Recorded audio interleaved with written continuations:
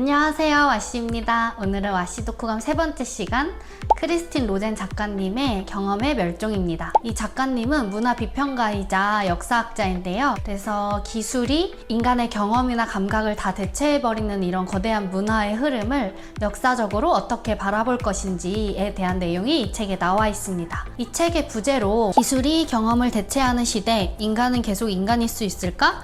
라고 적혀 있는데, 저도 이 부제에 대한 답을 내리고 싶고 궁금해서 이 책을 읽게 되었고, 그리고 작가님만의 답이 이 책에 담겨 있습니다. 결론적으로 말을 하자면 기술이 인간의 경험이나 감각을 다 대체하고 있는데, 이것을 그냥 내버려 두고 모든 것이 다 대체되게 만들어 버리면 결국 인간은 인간다워질 수 없다라는 것이 결론이에요. 그리고 저도 그 결론에 대해서는 동의하는 바입니다. 왜냐하면 이 책 안에 나오는 근거들이 정말 여러 실험과 연구 결과들로 다 이루어져 있어서 읽는 제가 그거를 다 반박할 수는 없더라고요. 그래서 읽어보시는 분들도 이 큰 대전제에 대해서는 좀 많이 수긍을 하지 않을까라고 생각을 합니다. 그런데 이 책에 나오는 각각의 여러 분야에 대한 설명들을 제가 다 설명드리면서 왜 인간의 경험이 기술로 모두 다 대체되면 안 되는 것인지에 대한 이야기를 반복하는 것보다는 제가 좀 관심 있었던 분야에 대해서 좀 더 집중적으로 이야기를 해보는 시간을 오늘 가져볼까 해요. 이 책이 전 세대에 대해서 다 다루고 있지만 기술이 인간의 경험과 감각을 대체하는 가장 큰 세대가 결국에는 미래 세대라고 부르는 지금 10대나 그 이하의 나이를 가진 친구들이잖아요. 그래서 그 세대에 대한 이야기들이 많이 나오고 저도 그 부분이 되게 궁금하더라고요. 지금 되게 많은 사교육이나 공교육에서 디지털을 가지고 뭐 예를 들어 AI라든지 어떤 앱 등등을 가지고 학습을 좀 더 효율적이게 하면 어떨까 하는 방향을 잡고 있잖아요. 그래서 기술 경쟁을 여러 곳에서 하고 있는 걸로 알고 있는데, 사실 이 책에 나온 여러 근거에 따르면 인간이 학습을 한다라고 뇌가 인지를 하려면 결국에는 손글씨를 써가면서 공부를 해야 한다고 합니다. 나머지 뭐 영상을 시청한다거나 아니면 노트북으로 타자를 친다거나 이런 식으로 공부를 하는 게 사실 뇌는 학습되지 않는다고 해요. 그러니까 이러한 것들에 대한 인지를 한 채로 지금의 기술 발전이 이루어지고 있는 건지, 아니면 이러한 사실은 좀 중요하게 여겨지지 않고 그냥 세계 각국에서 디지털로 뭔가 학습도 대체해 보려고 하니까 우리도 그거에 발맞춰 볼까? 라는 생각으로 지금 이런 추세가 있는 건지 한번 돌이켜 볼 필요가 있다고 생각했습니다. 특히나 청소년들이 지금 학교에서 웬만하면 다 태블릿을 나눠주고 그 태블릿 가지고 공부하고 있는 학교들이 많잖아요. 근데 그렇게 되었을 때 안 그래도 온라인으로 학생들이 서로 친구를 사귀고 오프라인 활동이 줄어들고 있는데 학교에서조차도 온라인으로 웬만한 걸 다 해결하려고 하는 것, 그거에 대한 문제 제기가 이 책에 많이 나와 있어요. 그리고 아마 그 부분에 있어서 관심이 많으신 분들이 있을 것 같아요. 온라인에서 친구를 더 많이 잘 사귀고 있는 10대의 그 심리를 보면 이 책에서는 바로 상대방의 부정적인 감정을 쉽게 무시해버릴 수 있기 때문이라고도 나오는데요. 예를 들어서 뭐 인스타나 이런 걸로 친구가 뭐 염색한 사진을 올렸다 하면 사실 실제 대면에서 만났을 때는 그 친구가 실제로 그게 어울리든 안 어울리든 그 친구와의 좀 부드러운 관계를 위해서 우리가 표정 관리를 한다거나 말을 좀 예쁘게 한다거나 이런 식으로 내가 내 의견을 내고 싶어도 그 친구의 기분을 많이 상하게 하지 않는 선에서 내는 방법을 좀 우리가 배우면 성장하잖아요. 그런데 인스타에서 사진을 딱 봤을 때에는 내가 직접 댓글을 달거나 DM을 보내지 않는다면 사실 그 핸드폰 화면 뒤에서 큰 소리로 욕을 하든 안 어울린다고 흉을 보든 얼굴을 확 찡그리든 그 부정적인 감정이 전달되지 않잖아요. 그리고 상대방도 나한테 마찬가지고요.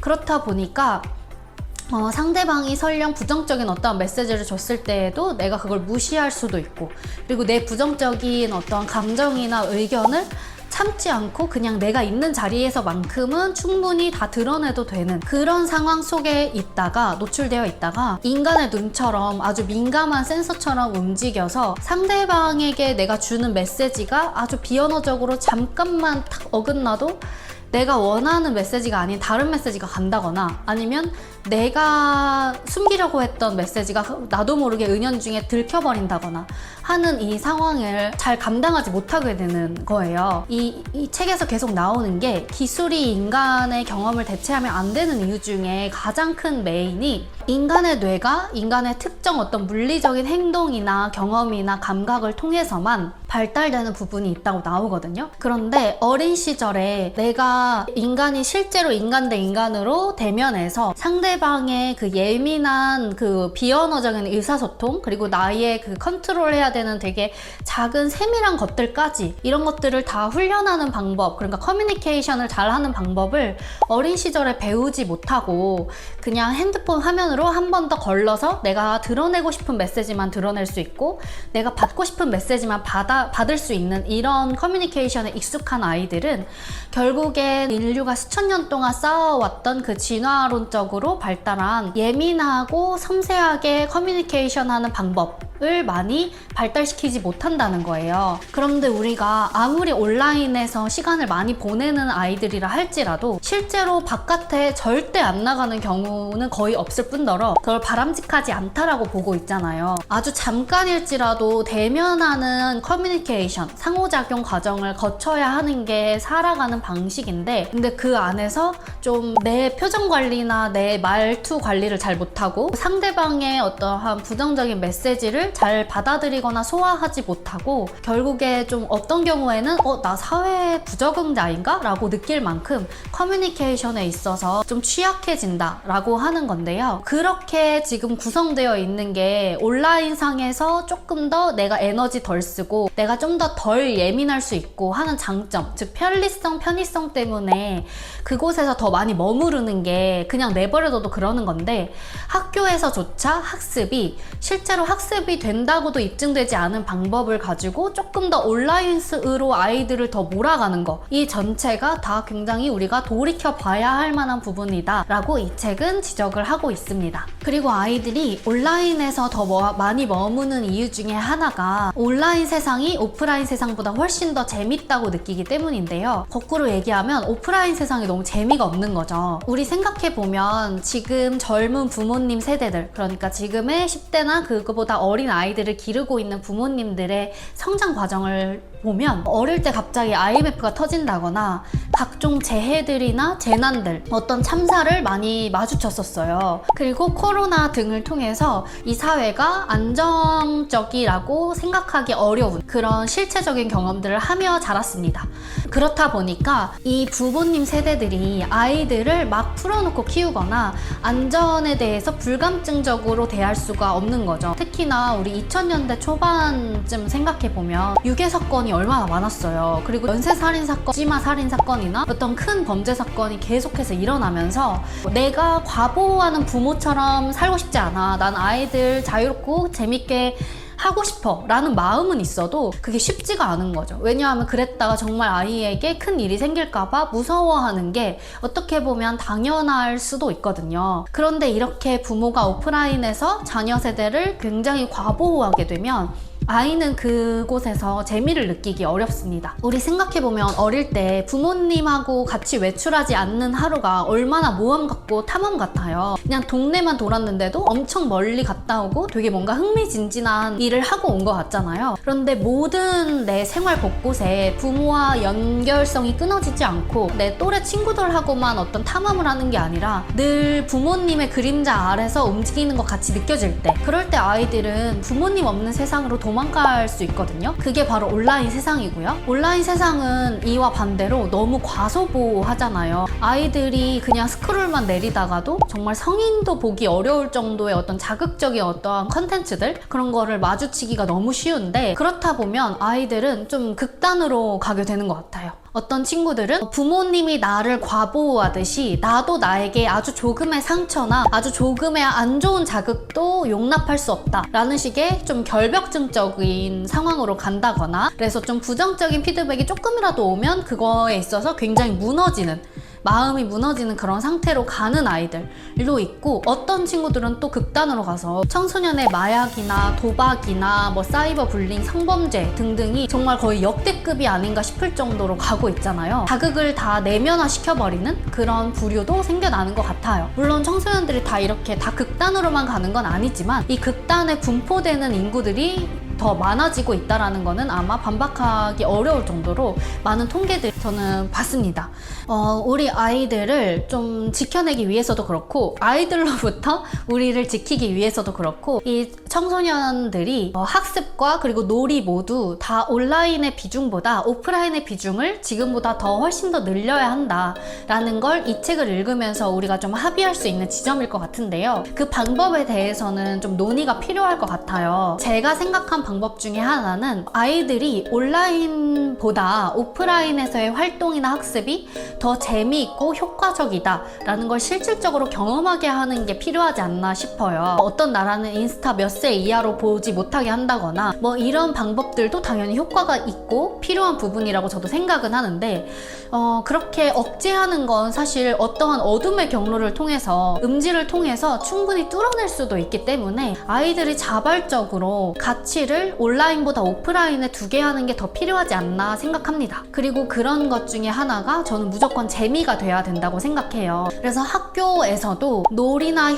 활동을 더 많이 하게 하는 그런 예체능적인 수업의 실수를 강제적으로 좀 늘려야 하는 게 필요하지 않나 싶어요. 학생들이 오프라인에서 재미를 또래 친구들과 느끼게 하려면 결국에는 또래들과 노는 게 얼마나 재미있는지를 좀 경험하는 게 우선적이어야 하는데 사실 부모님들이 아이들에게 너 옆집 누구랑 뭐 나가서 몇 시간 놀고 오는 게 과제야 이렇게 줄 수도 없고 그게 효과도 없잖아요. 그런데 학교 안에서 뭐 같이 체육하는 시간, 같이 뭐 합주를 하는 시간, 합창하는 시간, 같이 어떠한 작품을 만들어보는 시간 등을 가지면서 나랑 좀 결이 맞는 친구랑 노는 건 정말 재밌구나, 그리고 나랑 결이 안 맞는 친구랑도 어떤 식으로 의사소통하면서 좀 적절히 괜찮은 관계를 유지할 수 있구나 라는 거를 좀 충분히 학습할 수 있는 기회를 공교육이 만들어줘야 한다라고 저는 좀 생각합니다.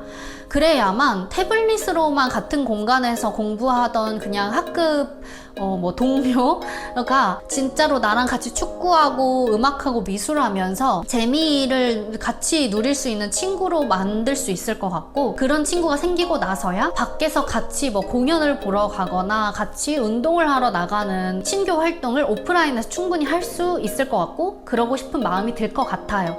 그래서 우리가 좀 그런 장을 만들어주는 게 필요하지 않나 생각합니다.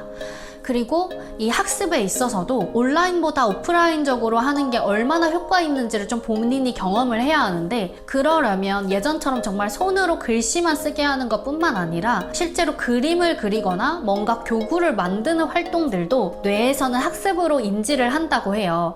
그래서 그러한 좀 재미있는 다양한 수단들을 가지고 실질적인 사고력이나 수리력이나 뭐 문해력 등등 진짜 학습을 위한 기초 소양을 쌓는 거에 아이들이 나 정말 옛날보다 더 잘 받아들이고 있네? 내가 좀 더 창의적인 생각을 하고 그 창의적인 생각이 부모님이나 선생님으로부터 칭찬도 받고 실제로 그게 등급이나 점수로도 아주 좋은 영향으로 미치는구나 라는 걸 경험해야만 아이들이 그냥 태블릿만 보면서 1타 강사의 강의를 마치 TV 시청하는 방식으로만 학습이라고 착각하지 않을 것 같습니다. 그래서 우리가 좀 전방위적으로 이 미래 세대에 대해서 온라인보다는 오프라인, 기계보다는 사람의 손으로 학습하고 놀게 하는 방법을 많이 알려줘야 할 것 같은 게, 결국에 이 아이들이 관할 선생님이나 담당하고 있는 어떠한 그 부모님에게만 딱 예속되어서 우리랑 관계없는 대상으로만 평생 지내지 않잖아요. 결국에 그 아이들이 자라서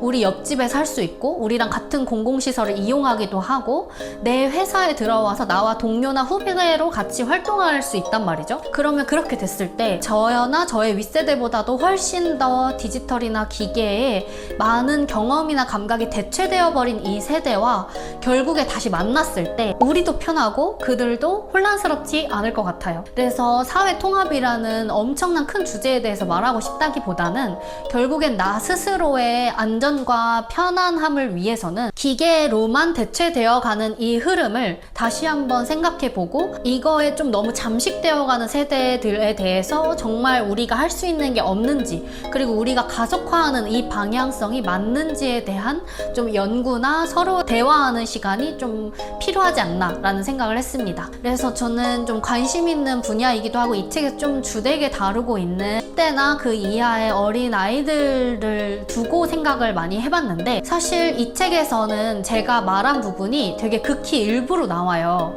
뒤에 다양한 분야와 다양한 연령대 사람들에 대해서 정말 많은 실험과 연구 결과를 가지고 다양한 이야기를 하거든요. 그렇기 때문에 이 키 메시지는 동의를 하지만 내가 좀 더 관심이 있는 분야가 다른 곳에 있다면 이 책을 자체를 한번 직접 읽어보시면서 그 분야에서는 어떠한 연구나 실험들이 있는지를 보시는 분들이 직접 생각하고 고민해 보시기에 되게 좋은 자료가 될 수 있을 것 같습니다. 그래서 이 책 한번 읽어보시는 거를 추천드리고요. 기술과 인간성에 대해서 고민해 볼 수 있는 책, 경험의 멸종이었습니다.